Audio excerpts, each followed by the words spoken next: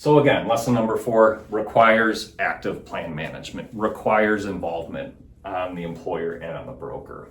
Now, lesson number 5 is about a new concept called direct primary care. And the reason I bring up direct primary care is because this is one of the ways that you can eliminate and mitigate some of the issues or the friction that we see in a reference-based pricing health insurance plan. In addition, it also fills some of the gaps that reference-based pricing does not address.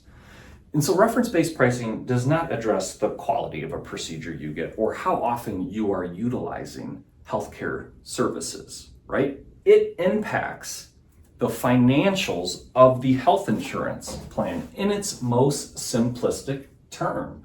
We are putting guardrails up on egregious providers, but there are still other issues that exist within a health insurance plan. And direct primary care fill those gaps. So let's talk about what is direct primary care. In its most simplistic term, it is literally just a change in the payment model. It is a change in how we are paying primary care providers, where today they work in a fee-for-service environment, which means every time an employee, a spouse, a dependent goes into the doctor, they pay a fee for that service of seeing their primary care physician. What direct primary care does is it changes that payment to more like a gym membership type of model. You pay a monthly fee, and in lieu of that monthly fee, you get access to your primary care provider whenever you need to see them.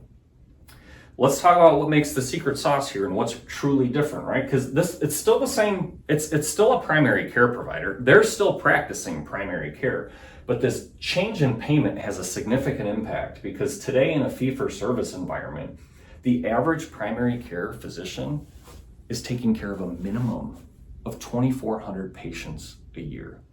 See, their reimbursement rates from the carriers and Medicare has not gone up over the past 10, 15 years. And they're struggling to stay alive. And the way they stay alive is by seeing more patients and more patients and more patients. And that is exactly the reason why when the majority of Americans go in to see their primary care provider, they might wait 3 to 4 weeks to even be able to see them.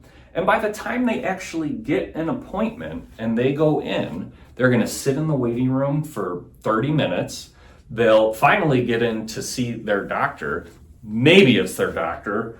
Otherwise, it would be a physician's assistant or a nurse practitioner. And then you'll get about 15 minutes with them. And what you'll notice in the 15 minutes is they're writing notes the whole time because they're super rushed, right? And that is part of their administrative process. Because they are seeing a minimum of 2,400 patients a year, they're only blocking 15 minutes for you. That's it. And so 15 minutes is about enough time to write a prescription or give you a referral to a specialist. And that's what we see happen in traditional health insurance plans is this constant referral and then overutilization of services because your doctor just doesn't have enough time. What direct primary care does, changing that payment model, it gives that practice a very predictable revenue stream. They know exactly how much they're going to get paid now, and you're cutting out the insurance billing part of this that you see in a traditional model. No, it's just a membership model. And believe it or not, because they cut out insurance, they save a ton of money on overhead. And what ends up happening in a direct primary care environment, because of the structure of the payments, is these doctors are now seeing a maximum of 600 patients per year.